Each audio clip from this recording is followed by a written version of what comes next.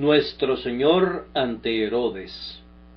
Herodes, viendo a Jesús, se alegró mucho, porque hacía tiempo que deseaba verle, porque había oído muchas cosas acerca de él, y esperaba verle hacer alguna señal. Y le hacía muchas preguntas, pero él nada le respondió. Lucas 23, 8 y 9.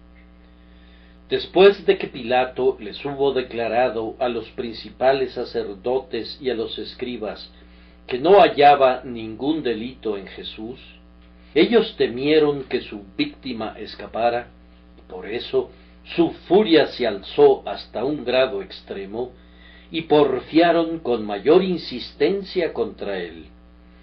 En el curso de sus gritos hicieron mención de la palabra Galilea, esforzándose excesivamente, según me parece, para introducir a la fuerza esa palabra.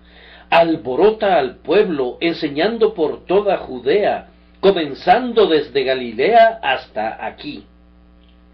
Galilea era una región tenida en gran desprecio, y mencionaron ese nombre con la intención de denigrar a nuestro Señor, como si se tratase de un rústico campesino que pertenecía a los seres ordinarios de Galilea. Ellos pensaban que para Pilato la mención de ese nombre haría las veces, tal vez, del proverbial paño rojo con el que se lidia a un enfurecido toro, pues guardaban la impresión de que Pilato había sido inquietado por personas sediciosas provenientes de aquella provincia. Todos nosotros recordamos que eran galileos aquellos cuya sangre Pilato había mezclado con los sacrificios de ellos.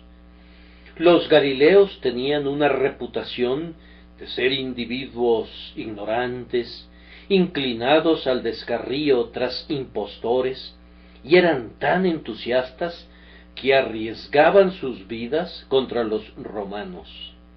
Los sacerdotes no sólo querían arrojar menosprecio sobre Jesús, a quien acostumbraban llamar el Galileo, sino que también querían avivar los prejuicios de Pilato para que lo condenara a muerte, puesto que pertenecía a un nido de rebeldes.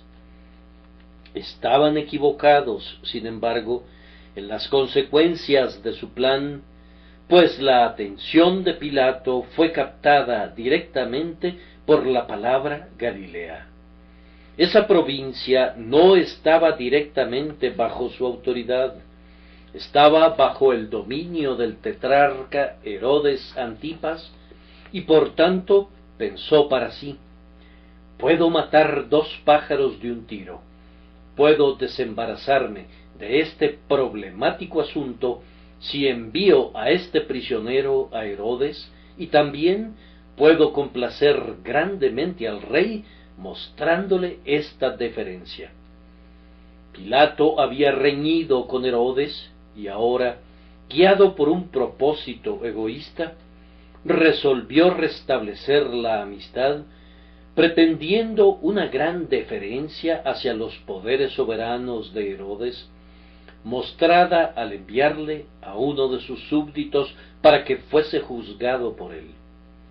Pilato, por tanto, preguntó: ¿es este hombre un Galileo? Y cuando le dijeron que en efecto lo era, pues era Galileo según la opinión común, ya que su nacimiento en Belén había sido intencionalmente ignorado, entonces Pilato ordenó de inmediato que fuera enviado a Herodes, ya que se encontraba en su palacio de Jerusalén, asistiendo al festival de la Pascua. Vean entonces, hermanos míos, a nuestro divino Maestro siendo conducido a través de Jerusalén en su tercera marcha de aflicción. Primero fue llevado del huerto a la casa de Anás, luego fue conducido a lo largo de las calles desde la casa de Caifás al pretorio de Pilato, y ahora, por órdenes de Pilato, una tercera vez es llevado por la turba airada de sacerdotes a través de las calles hasta el palacio de Herodes para aguardar allí su cuarto interrogatorio.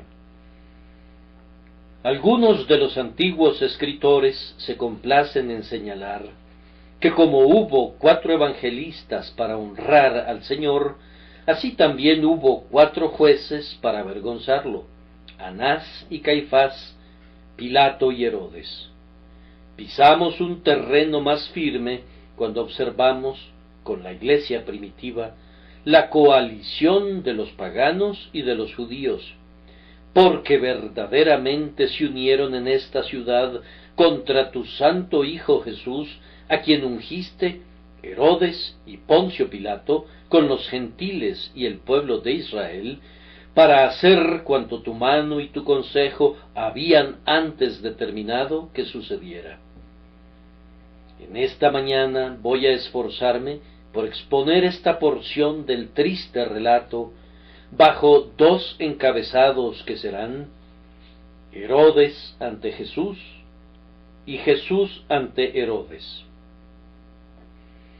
Primero, quiero llamar su atención a Herodes ante Jesús, porque han de saber algo de su carácter y algo del significado de sus preguntas, antes de que puedan entender correctamente la aflicción que provocaron a Jesús, nuestro Señor y Maestro.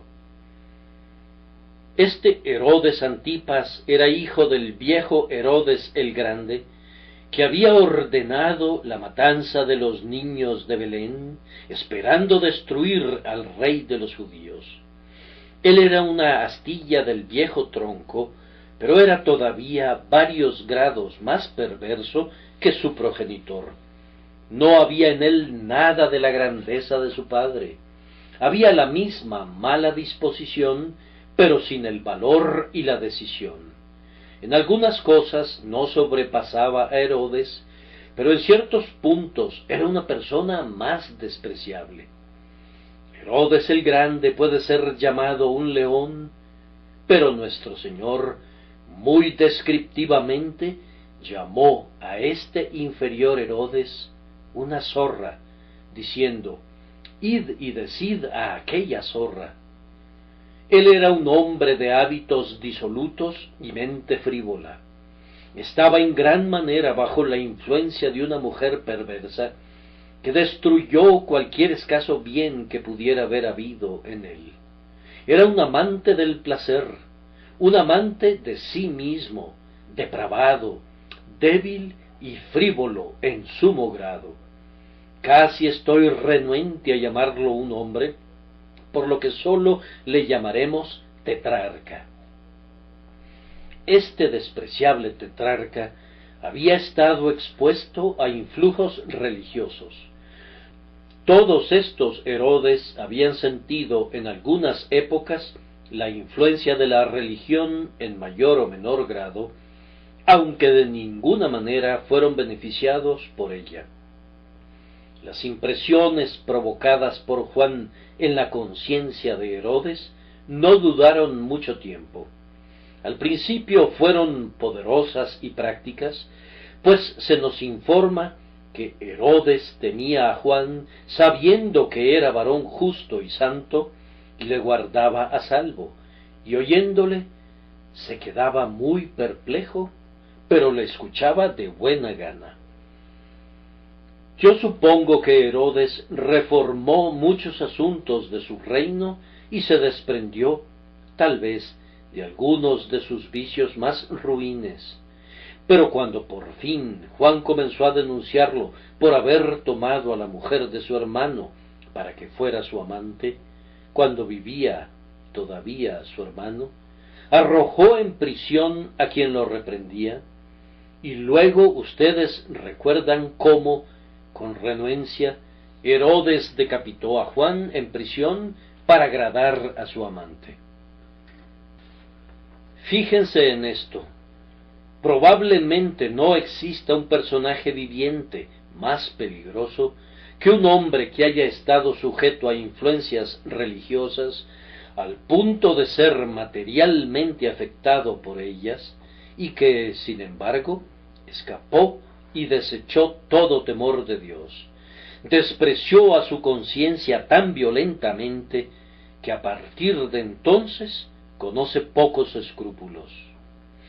En un hombre así se cumple lo dicho por nuestro Señor: cuando el espíritu inmundo sale del hombre, anda por lugares secos buscando reposo y no lo halla. Entonces dice: volveré a mi casa de donde salí, y cuando llega la halla desocupada, barrida y adornada. Entonces va y toma consigo otros 7 espíritus peores que él, y entrados moran allí, y el postrer estado de aquel hombre viene a ser peor que el primero. La mente de Herodes Antipas estuvo en la condición del aposento que había sido barrido y adornado, pues su vida había sido de alguna manera reformada, pero el espíritu inmundo, con los otros terribles 7 espíritus, regresó a su vieja guarida, y ahora era sobremanera peor de lo que hubo sido alguna vez antes. El perro volvió a su vómito, y la puerca lavada a revolcarse en el cieno. Este Herodes era un idumeo, es decir, era uno de los descendientes de Esaú, un edomita, y aunque públicamente se había vuelto judío, la vieja sangre permanecía en él. Según está escrito en lo concerniente a Edom, persiguió a espada a su hermano y violó todo afecto natural. El verdadero Jacob estaba delante de un tetrarca que era de la simiente de Esaú, profano y mundano como su ancestro, y escasa fue la compasión que recibió. Esaú descendía de Abraham según la carne, pero con Jacob fue el pacto según el espíritu. No presagia ningún bien para la simiente espiritual cuando queda, aunque sea por un instante, bajo el poder de la simiente carnal. Vemos cómo el hijo de la carne se dedica a burlarse, mientras que el hijo, según la promesa, es llamado a practicar la paciencia. Herodes se encontraba en tal estado mental que me proporciona un carácter típico que puedo usar para la instrucción y amonestación de todos ustedes. Es un tipo de algunos que vienen frecuentemente a este tabernáculo y que van ocasionalmente a otros lugares de adoración, personas que una vez se encontraron bajo impresiones religiosas y no pueden olvidar que así estaban, pero que nunca estarán bajo ninguna influencia religiosa otra vez. Ahora han sido endurecidos a una vana curiosidad. Desean saber acerca de todo lo que ocurre en la Iglesia y en el reino de Cristo, pero están extremadamente lejos de preocuparse por formar parte y ser porción de ellos. Están poseídos de una vana curiosidad que quisiera levantar la tapa de oro del arca y deslizarse detrás del velo. Ellos quieren compilar todas las absurdas historias que son contadas acerca de los ministros y revender todos los singulares comentarios hechos alguna vez por los predicadores a lo largo de los siglos. Ellos conocen con certeza todos los chismes de las iglesias, pues se alimentan de los pecados del pueblo de Dios de la misma manera que comen pan. No es probable que su conocimiento de las cosas religiosas sea de alguna utilidad para ellos, pero siempre lo buscan con avidez. La iglesia de Dios es su salón, el servicio divino es su teatro.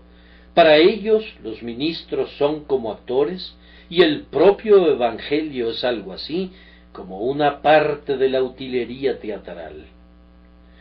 Son una especie de atenienses religiosos que pasan su tiempo entregados a oír algo nuevo, esperando que tal vez oigan algún singular e inesperado sermón que puedan revender al menudeo en la siguiente reunión con sus amigos para despertar una carcajada. Para ellos, toda la predicación es una farsa que, hinchada con unas cuantas falsedades de su propia cosecha, se convierte en una diversión para ellos y los lleva a ser considerados como sujetos muy divertidos. Que vean a Herodes y vean en él a su líder el tipo de lo que realmente son o de lo que pronto serán. Primero, veamos a la vana curiosidad en su mejor actuación. Miren aquí, señores, y luego mírense en un espejo y detecten la semejanza. Para comenzar, encontramos que la curiosidad de Herodes había sido estimulada porque había oído muchas cosas concernientes a Jesús. ¿Cómo llegó a oír acerca de él? Sus grandiosas obras eran materia de conversación común entre la gente. Toda Jerusalén resonaba con las noticias de sus milagros y de sus portentosas palabras. Herodes, un convertido a la fe judaica, como de hecho lo era, se interesaba en cualquier cosa que pasara entre los judíos, y con mayor razón si tenía relación con su reino, pues el recelo que despertó el enojo de su padre no estaba del todo ausente en su hijo. Sin duda, también había oído acerca de Cristo por parte de Juan. Juan no le predicaría mucho a Herodes sin que usara su propio texto grandioso: «He aquí el Cordero de Dios que quita el pecado del mundo». Estoy seguro de que, aunque Juan era un predicador de justicia, no había dejado de ser el heraldo del Salvador que venía, y así, de los severos labios del gran Bautista, Herodes habría oído acerca del rey de los judíos y de algo relativo a su reino. Cuando Juan murió, Herodes oyó todavía más acerca de Cristo, de tal forma que, maravillado por los hechos que estaban ocurriendo, dijo: «Este es Juan el Bautista, a quien yo decapité. Ha resucitado de los muertos». Jesús se convirtió en una especie de pesadilla para su conciencia. Estaba turbado y alarmado por lo que oía que el profeta de Nazaret estaba haciendo. Además de eso, había una persona en su casa que sin duda conocía mucho acerca del Salvador, pues en la corte de Herodes estaba el esposo de una mujer que servía de sus bienes al Señor. El nombre de la dama era Juana, y su esposo era Chuza, el intendente de Herodes. Yo supongo que era el mayordomo y administrador de su casa. Chuza pudo haberle proporcionado noticias frescas relativas a Jesús, y podemos estar seguros de que amplió sus averiguaciones, pues el temor del gran profeta estaba sobre él. De esta manera la curiosidad de Herodes había sido estimulada en cuanto a nuestro Señor Jesucristo durante un tiempo considerable, y anhelaba verlo. Yo no lamento cuando esto le ocurre a alguno de mis oyentes.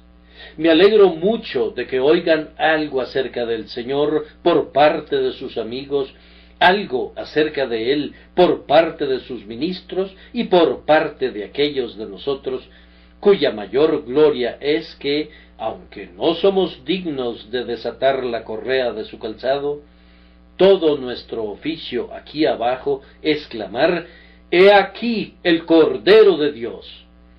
Así que estos rumores, esta plática, estas amonestaciones habían engendrado el deseo en la mente de Herodes de que sus ojos se posaran en Jesús. Hasta aquí todo va bien. Con frecuencia hay hombres en estos tiempos que vienen a la casa de oración para oír al predicador, no porque quieran ser convertidos, no porque tengan alguna idea de volverse alguna vez seguidores de Jesús, sino porque han oído algo acerca de la verdadera religión que provoca su curiosidad y quisieran saber de qué se trata todo eso. Son aficionados a las curiosidades de la literatura y también quieren estudiar las curiosidades de la religión, las rarezas de la oratoria y cosas notables de tipo teológico. Se dice de Herodes, como consecuencia de esta curiosidad, que se alegró de ver a Jesús. Se dice que se alegró mucho. Qué esperanzador es encontrarse en ese estado. ¿Acaso no podríamos esperar grandes cosas cuando un hombre ve a Jesús y se alegra mucho? Cuando leía este pasaje en privado, pensé, vamos, este lenguaje podría describir muy bien a un hijo de Dios. Nuestro texto podría ser expresado adecuadamente en referencia a nosotros. Permítanme leerlo línea por línea y comentarlo. Herodes, viendo a Jesús, se alegró mucho. De igual manera se alegraron los apóstoles cuando Jesús se manifestó a ellos, pues está escrito, y los discípulos se regocijaron viendo al Señor. ¿Qué otra visión puede proporcionar tal gozo a un verdadero creyente? Porque deseaba verle. ¿Acaso no estamos deseosos nosotros? ¿No está anhelando todo su pueblo esa beatífica visión que constituirá su cielo a lo largo de toda la eternidad? Porque hacía tiempo que deseaba verle. Esto es también verdad en cuanto a nosotros. Nuestros corazones están cansados de velar y nuestros ojos han desfallecido por estar anhelantes de la visión de su rostro. ¿Por qué tarda?, clamamos. Apresúrate, amado mío, y sé semejante al corzo o al cervatillo sobre las montañas de los aromas. Porque había oído muchas cosas acerca de él y esperaba verle hacer alguna señal. Esta también es nuestra esperanza. Queremos ver y sentir algún milagro de la gracia, ya sea sobre nuestros ojos, para que sean abiertos, o sobre nuestras manos, para que podamos tener mayor poder en la obra del Señor, o sobre nuestros pies, para que corramos en los caminos de la obediencia, y especialmente sobre nuestros corazones, para que siempre seamos benévolos y tiernos, puros y agraciados, para sentir la mente de Dios. Sí, estas palabras suenan muy bonito en verdad, mas, sin embargo, ustedes pueden ver que el significado no era el espiritual y elevado que uno les asignaría, sino el bajo y rastrero que era todo lo que Herodes podría alcanzar. Herodes se alegró mucho, pero se trataba de una alegría frívola, porque esperaba que ahora su curiosidad se viera satisfecha. Tenía a Jesús en su poder, y esperaba oír ahora algo de la oratoria del profeta, de quien los hombres decían, jamás hombre alguno ha hablado como este hombre. Esperaba ver obrar un milagro a aquel de quien el testimonio era, bien lo ha hecho todo. ¿Acaso no podría el gran profeta ser inducido a multiplicar los panes y los peces? ¿No podría tal vez persuadirlo a que curara a algún mendigo ciego, o hacer que algún cojo saltara como una liebre? ¿Acaso un milagro no proporcionaría un raro júbilo para el palacio de Herodes y no causaría una nueva sensación en el desgastado libertino? Si, por ejemplo, un cadáver fuese desenterrado y Jesús lo restaurara a la vida, sería algo digno de comentarse cuando el rey disfrutara de la siguiente borrachera con Herodías y la gente de su calaña. Cuando cada uno estuviera tratando de superar al otro en el relato de extrañas historias, Herodes los superaría a todos. En este estilo, mucha gente viene a oír el Evangelio. Quieren tener una anécdota propia acerca de un notorio predicador, y si no ven algo ridículo, o si no oyen algo impactante, inventarán una historia, y jurarán que la oyeron y la vieron, aunque la mentira pudiera atragantarlos. Actúan así porque vienen a oír sólo para nutrir su hambrienta curiosidad. Nadie lleva esto a tal extremo como aquellos que una vez sintieron una medida del poder de la palabra de Dios, pero la arrojaron con una sacudida. Estos son los burladores cuyas ataduras se aprietan más. Estos son los haraganes que convierten incluso el testimonio del Señor en alimento para su diversión. Sin embargo, al primer vistazo, hay algo que parece muy esperanzador acerca de ellos, y nos place que exhiban tal gozo cuando Cristo es expuesto delante de ellos. Una señal negativa en cuanto a Herodes fue el hecho de que su conciencia se había adormecido después de haberle remordido por un tiempo. Por un breve periodo, Herodes había estado temeroso de Jesús y temblaba por miedo de que Juan hubiese resucitado de los muertos. Pero el miedo se había aplacado y la superstición había cedido ante su escepticismo saduceo. Esperaba que Jesús hiciera algo maravilloso en su presencia, pero había perdido todo miedo al justo y santo. Herodes era un hombre de una mente vana. Mandó matar al día siguiente al hombre que el día anterior temió, y al que recibía con alegría lo despedía con escarnio. No le quedaba a Herodes ningún sentimiento hacia Jesús, excepto la sed de ver algo nuevo, el deseo de ser asombrado, las ansias de ser entretenido. Me parece verlo ahora sentado en su trono, expectante de presenciar prodigios como un buen hombre frívolo que era. Ahora veremos, se decía, ahora veremos lo que veremos. Tal vez se liberará utilizando la pura fuerza. Si caminó sobre el mar, probablemente volará por los aires.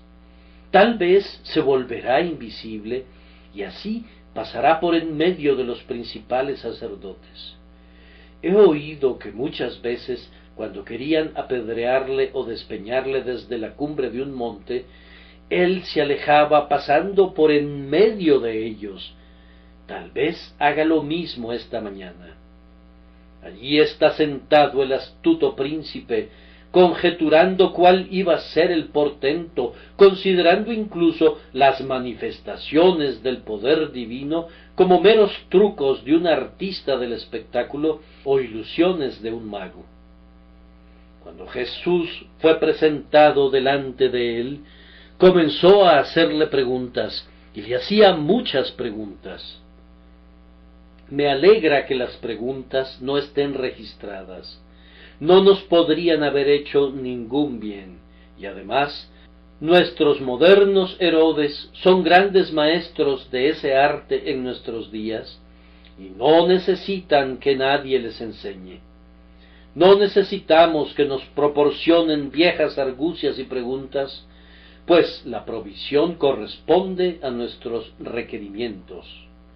Los necios pueden hacer más preguntas en 10 minutos de las que los sabios son capaces de responder en 50 años. Yo digo que no necesitamos las viejas preguntas, pero me atrevería a decir que serían preguntas de este tipo. ¿Eres tú ese rey de los judíos a quien mi padre procuró matar? ¿Cómo llegaste a ser un nazareno? ¿Has sido un taumaturgo, o todo eso es más bien prestidigitación y nigromancia? Cuando Juan me habló de ti, ¿lo engañaste o es verdad? ¿Has resucitado a los muertos? ¿Puedes sanar a los enfermos?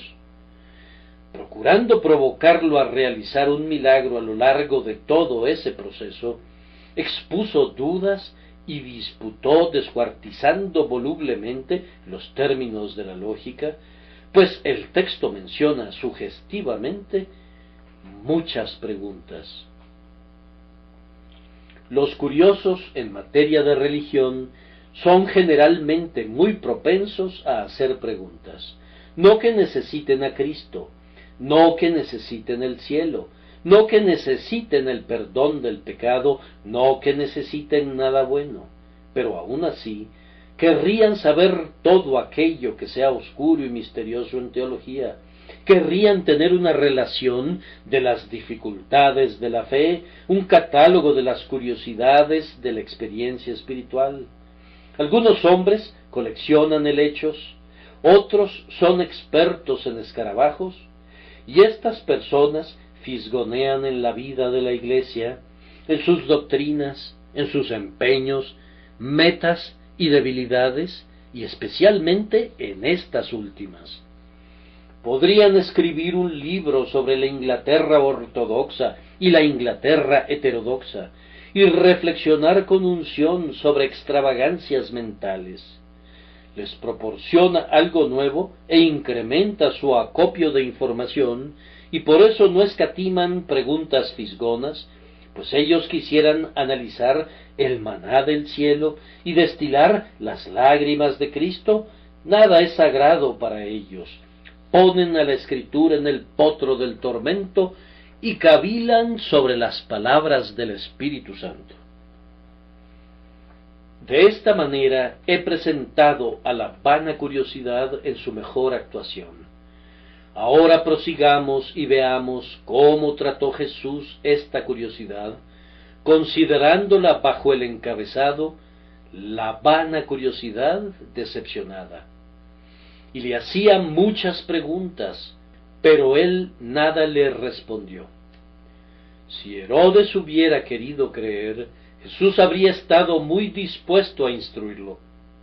Si Herodes hubiera poseído un corazón quebrantado, Jesús se habría apresurado a vendarlo con tiernas palabras.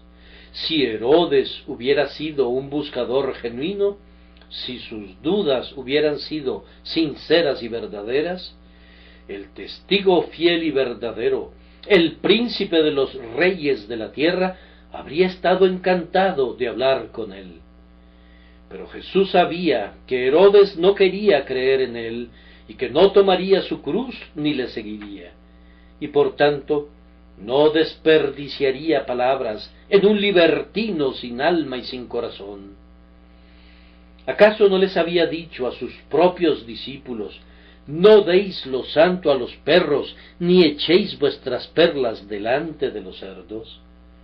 Él veía en este hombre a un ser tan ruin, astuto, cobarde y cruel, que lo catalogó como una zorra que había que dejar tranquila, más bien que como una oveja perdida que había que buscar. Él era un árbol 2 veces muerto y desarraigado. Todo lo que el maestro hizo fue guardar un absoluto silencio en su presencia, y sin importar lo que le preguntara, él nada le respondió. Observen, hermanos míos, que nuestro Señor Jesucristo no vino a este mundo para ser un actor, no dejó su gloria para ganarse la sorprendida aprobación de los hombres, y puesto que Herodes lo consideraba como un mero hacedor de milagros y quería convertir su corte en un teatro en el que Jesús fuese el actor principal, nuestro Señor muy sabiamente guardó silencio y no hizo nada. Y algunas veces sus ministros serían sabios si guardaran silencio también. Si saben que los hombres no tienen deseos de aprender, que no tienen ningún anhelo o aspiración espiritual, yo digo que serían sabios si se quedaran completamente callados. Algunas veces he admirado a George Fox, quien en una ocasión, cuando la multitud se hubo reunido a su alrededor, esperando que predicara algún sermón ardoroso, se quedó callado por espacio de 2 horas, mientras la muchedumbre clamaba pidiéndole que hablara. No consiguieron ni una palabra de él. Dijo que quería que pasaran hambre de palabras, pues palabras era lo único que querían y no el poder del Espíritu. Probablemente recordaron su silencio mejor de lo que habrían recordado su más vehemente sermón. Algunas veces el silencio es todo lo que los hombres merecen y lo único que con alguna probabilidad los conmovería. Como el Señor Jesús no era un actor, no complació a Herodes y no le respondió ni una sola palabra. Además, han de recordar que Herodes ya había silenciado a la voz, y no han de sorprenderse de que no pudiera oír la palabra. Pues, ¿qué era Juan? Él dijo: yo soy la voz del que clama en el desierto. ¿Qué era Jesús sino la palabra? A quien silencia la voz, muy bien le puede ser denegada la palabra. ¿No había sido conmovida su alma superficial? Yo estaba a punto de decir hasta sus profundidades, a las profundidades que hubiera. ¿No había sido amonestado por uno de los más grandes de los hijos de los hombres? Pues entre los nacidos de mujer no se había levantado uno más grande que Juan el Bautista. ¿No había brillado directamente a sus ojos una luz ardiente y resplandeciente? Y si él rehusó oír al más grande de los hijos de los hombres, y rehusó ver la luz más brillante que Dios hubiera encendido entonces, ¿no era sino correcto que el Salvador le denegara incluso un rayo de luz y dejara que pereciera en las tinieblas que él mismo se había fabricado? Ah, señores, ustedes no pueden desdeñar las impresiones religiosas con impunidad. Dios no lo considera una nimiedad. Uno que haya sido alguna vez conmovido en su alma y haya desechado la palabra celestial, muy bien puede temer que se diga de él: no contenderá mi espíritu con el hombre para siempre. Efraín es dado a ídolos, déjalo. ¿No debería alguna conciencia aquí presente, si tuviese aunque fuese un poco de vida, ser alarmada por el recuerdo de sus anteriores rechazos del Evangelio, de sus frecuentes sofocamientos del Espíritu, de sus repetidos pisotones sobre la sangre de Jesús? Si Dios no te habla otra vez por la vía de la misericordia, no tienes ningún derecho de esperar que lo haga. Y si desde este día hasta el día del juicio el Señor no te diera otra palabra de misericordia, ¿quién podría decir que has sido tratado duramente? ¿No lo has merecido de sus manos, al igual que lo mereció Herodes? Además, recuerden que Herodes habría podido oír a Cristo anteriormente cientos de veces si hubiese querido hacerlo. Jesús podía ser encontrado siempre por aquellos que deseaban escucharlo.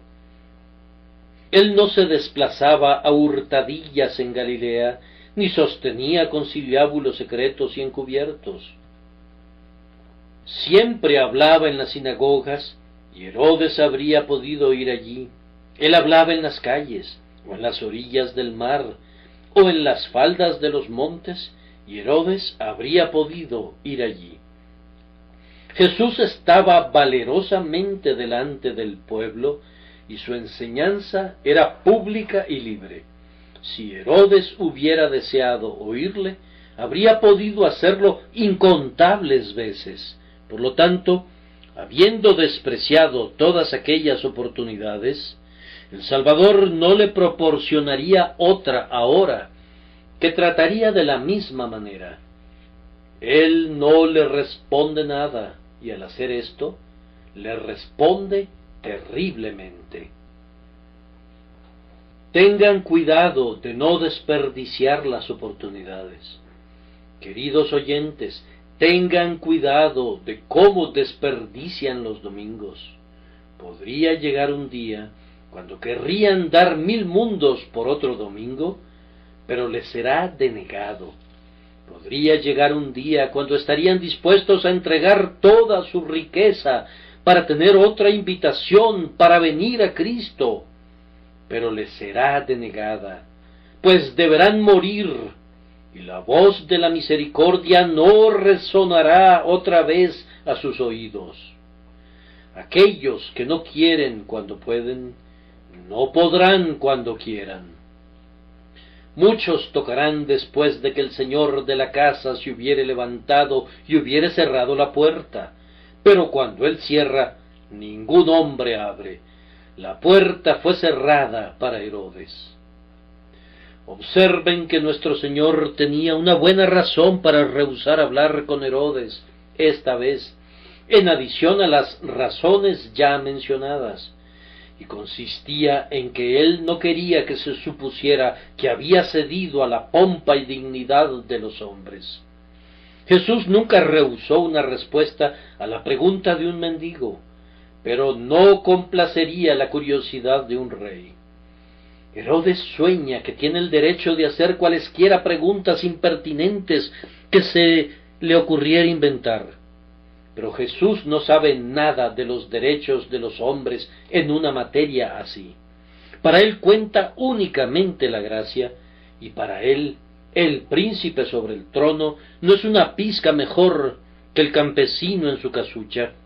Y así, cuando Herodes, en todo su orgullo y gloria, está completamente seguro de que Cristo le rendirá deferencia y tal vez lo adule para ganar su favor, Jesús no le hace caso. Él no quiere nada con el asesino de Juan el Bautista. Si Herodes hubiera sido el más pobre y más despreciable leproso de toda Judea, si hubiera sido el más humilde mendigo de la calle, que fuera cojo o ciego, su voz habría sido escuchada de inmediato por el Señor de misericordia. Pero él no iba a responder al príncipe que espera un homenaje de sus manos, ni alimentaría los vanos deseos de un réprobo taimado. ¿Qué favor querría de la mano de Herodes? Él no había venido para ser liberado, él había venido para morir, y por eso puso su rostro como un pedernal, y con un valor heroico no le responde ni una sola palabra. Ahora, entonces, han visto a la frívola curiosidad en su punto de mayor lucimiento, y la han visto decepcionada, como generalmente lo está hasta este día. Si la gente viene para oír el Evangelio motivada por esta frívola curiosidad, usualmente se retira diciendo: realmente no veo nada en él. No hemos oído nada elocuente, nada profundo, nada extravagante. Precisamente así es. No hay nada en el Evangelio para complacer a los voluptuosos, aunque hay todo para bendecir a los pobres. Jesús no le respondió nada a Herodes, y no les responderá nada a ustedes si son de la misma calaña de Herodes.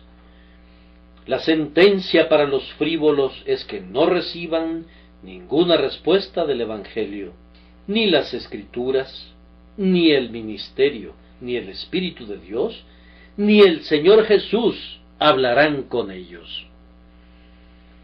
¿Cuál fue el resultado de esta desilusión en Herodes? La vana curiosidad se condensa y se torna en escarnio. Piensa que el hombre es un tonto, si no es que un idiota, y se lo dice, y comienza a burlarse de él. Con sus soldados comienza a mofarse de él y a menospreciarle, que significa abatirlo a la nada. Llama a sus soldados y les dice: miren a esta criatura, Él no responde una sola palabra a lo que le digo. ¿Está privado de sus sentidos? Despiértenlo y vean. Entonces ellos se mofan y se ríen y se burlan y le menosprecian. Tengo una idea, dice Herodes. Él dice que es un rey. Traigan mi blanca ropa relumbrante y póngansela. Lo investiremos de rey. Y así lo cubrieron con esa ropa, y otra vez se agolparon sobre él, ultrajándolo. ¿No fue extraño que lo vistieran con un espléndido manto de un blanco deslumbrante? Los escritores medievales se complacían en reflexionar sobre el hecho de que Herodes vistió de blanco a nuestro Señor, y después Pilato lo vistió de púrpura. ¿Acaso no es él el lirio del valle y la rosa de Sarón? ¿Acaso no es incomparablemente blanco por su inocencia y también gloriosamente rojo en su sangre expiatoria? Así, en su propio escarnio, ellos nos exponen inconscientemente tanto su santidad inmaculada como su majestuosa realeza. Cuando le hubieron insultado hasta la saciedad, lo enviaron de regreso a Pilato, pateándole a su antojo desde los pies a la cabeza, como si fuese una pelota de fútbol para su diversión. Entonces nuestro Señor completó su cuarta procesión dolorosa a través de las calles de la ciudad por la que había llorado. Eso es lo que a la larga hacen con Cristo los holgazanes. En su desilusión se cansan de él y de su evangelio y claman: ¡fuera con él! No hay nada en él, nada de lo que buscábamos, nada que satisfaga la curiosidad, nada sensacional. Llévenselo. Y Jesús se aleja para no regresar nunca. Y ese es el fin de Herodes y el fin de muchísimas personas más.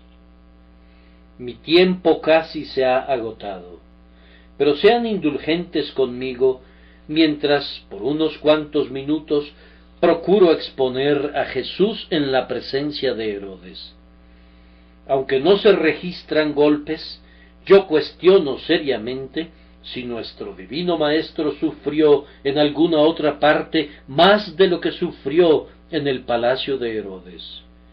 Ustedes y yo, tal vez, captemos más fácilmente el dolor de los sufrimientos más notorios cuando le azotaron y cuando tejieron la corona de espinas y la pusieron sobre su cabeza, pero la mente delicada y sensible de nuestro Señor posiblemente fue más afectada por lo que sufrió en el palacio de Herodes que por la tortura más despiadada.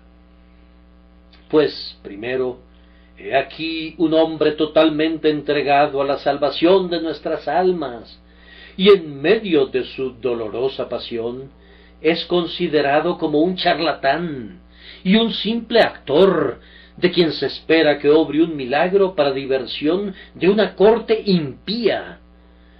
¿Cómo le hiere a un hombre sincero en lo más vivo cuando descubre que, sin importar lo que haga, la gente no simpatiza con él en sinceridad, sino que critican fríamente su estilo, o remedan sus modales, o admiran sus expresiones como asuntos de gusto literario?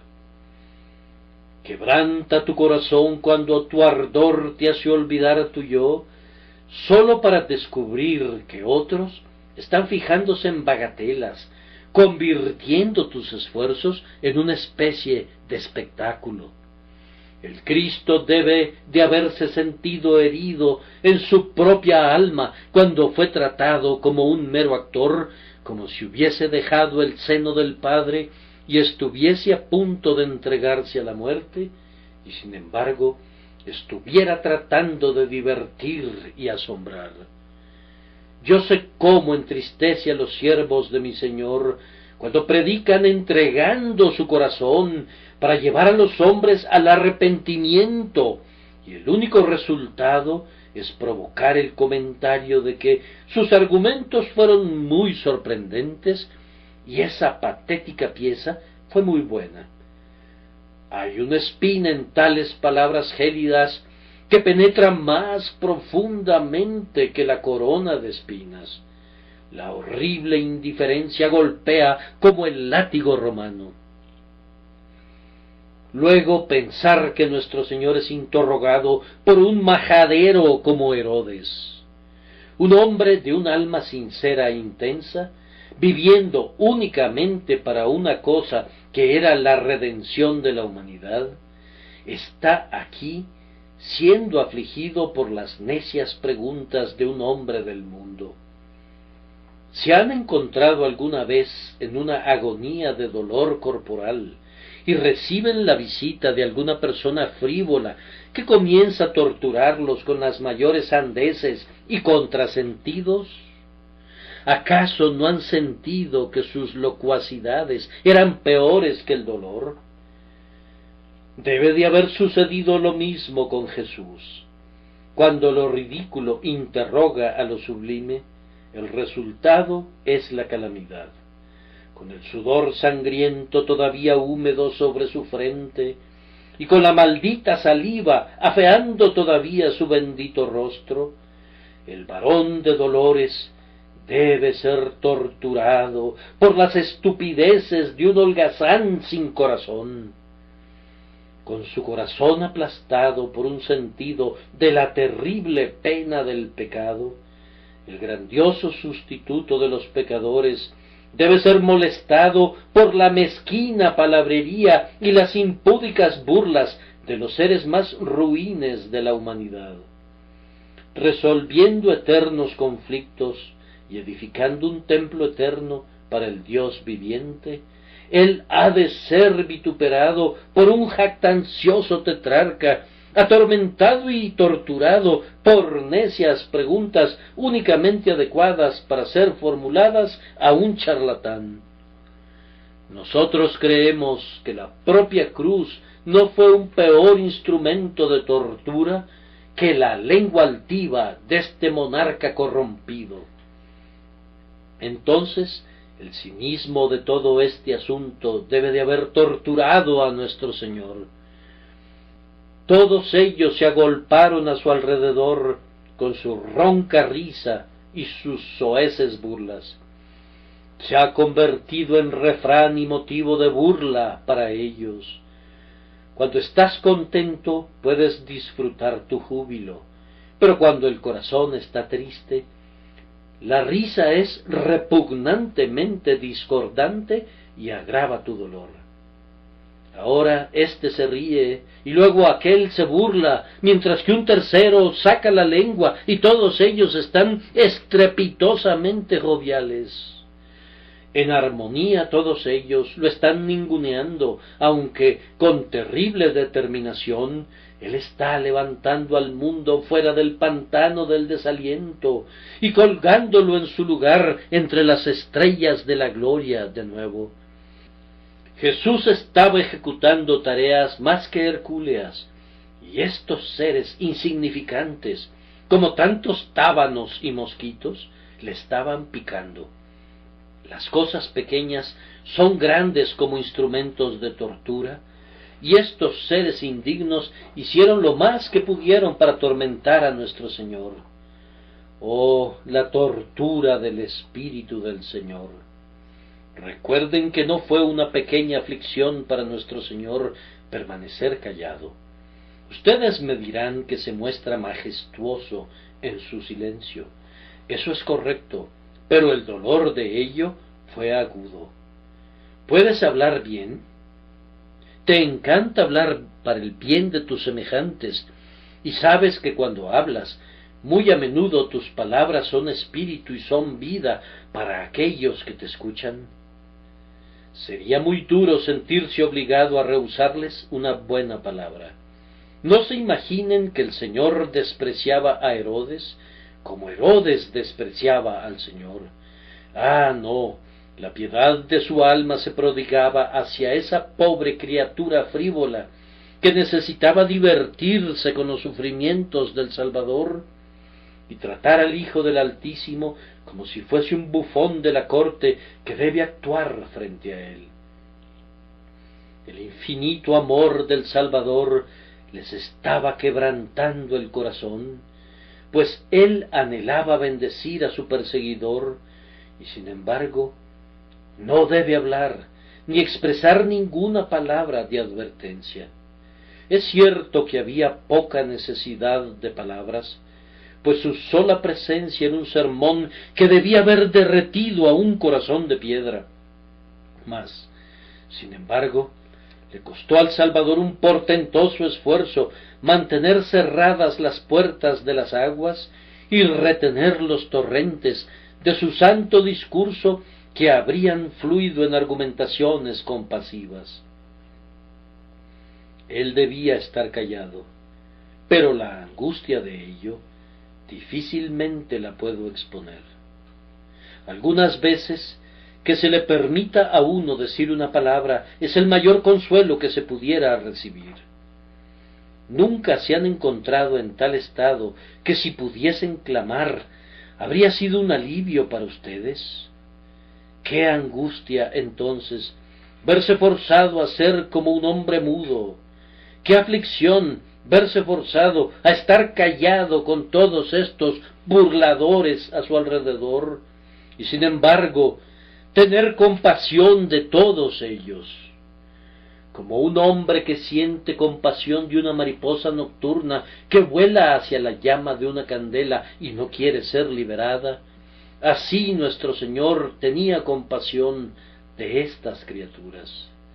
Qué triste que se pudieran divertir con su propia condenación y arrojar la salvación de Dios al suelo y hollarla como los cerdos hollan sus algarrobas. Oh, eso afligía el corazón del Señor, le conmovía hasta el propio centro de su alma. Piensen en el supremo desprecio que fue arrojado sobre él. Yo no juzgo que ésta haya sido la más amarga de sus aflicciones, pues su desprecio era un honor para él. Sin embargo, era un ingrediente de su copa mezclada de ajenjo y hiel, que lo despreciaran tanto como para cubrirlo de un blanco manto y escarnecer su dignidad real, cuando de esa dignidad real pendía su única esperanza. Entonces Herodes con sus soldados le menospreció, es decir, lo rebajaron a nada, y se burlaron y se rieron de él, y si no había nada incluso acerca de su condición de hombre que pudieran respetar, inventaron formas por las cuales podían derramar escarnio sobre él. Lucas es el Evangelio del hombre. Si quieren leer acerca de Jesús en su humanidad, lean a Lucas, y allí verán cómo su propia humanidad fue hollada en el cieno por estas criaturas inhumanas que encontraban su deleite en despreciarlo. Vean entonces a su Señor y Maestro, y permítanme hacerle 2 o 3 preguntas. ¿No piensan que este silencio peculiar de Jesús era una parte de su angustia en la que estaba soportando el castigo por los pecados de ustedes de la lengua? Vamos, vamos, redimidos del Señor, cuán a menudo han abusado de su lenguaje por el uso de palabras licenciosas. Cuán a menudo hemos expresado palabras murmuradoras, palabras altivas, palabras falsas, palabras de desprecio a las cosas santas, y ahora nuestros pecados de la lengua están cayendo todos sobre él, y él debe quedarse callado allí y soportar nuestro castigo. Y no es posible que cuando le pusieron la ropa espléndida, no estaba cargando él con sus pecados de vanidad, sus pecados de la moda y del orgullo, cuando ustedes se hicieron gloriosos de contemplar y se cubrieron con ropas espléndidas y vestidos deslumbrantes. ¿Acaso no saben que estas cosas son una vergüenza, pues si no hubiesen tenido ningún pecado, no habrían necesitado ninguno de estos pobres harapos. Y no podría el Cristo, vestido de blanco y púrpura, estar cargando con sus pecados de insensatez. Y no piensan que cuando estaban reduciéndolo a nada y escarneciéndolo, estaba entonces llevando nuestros pecados cuando nosotros lo menospreciamos, nuestras palabras de aversión y de irrisión, cuando tal vez en nuestro día de impiedad también nos divertíamos con las cosas santas y nos burlábamos de la palabra de Dios. Vamos, yo creo que así fue, y yo les pido que lo miren y digan al verlo así allí: después de todo no es Herodes, es mi lengua, mi vanidad, mi juego con las cosas santas, lo que le causó esta sutil tortura. Señor Jesús, sé mi sustituto, haz que todas estas transgresiones mías sean quitadas de una vez por todas por tu meritoria pasión. Finalmente leemos que Herodes y Pilato se hicieron amigos a partir de aquel día, y yo en verdad espero que si hay algunas personas aquí que sean cristianas de sincero corazón y que hayan tenido cualquier tipo de animadversión de unos para con otros, que consideren una gran vergüenza que Herodes y Pilato sean amigos y que dos de los seguidores de Jesús no fueran amigos frente al espectáculo del Señor sufriente.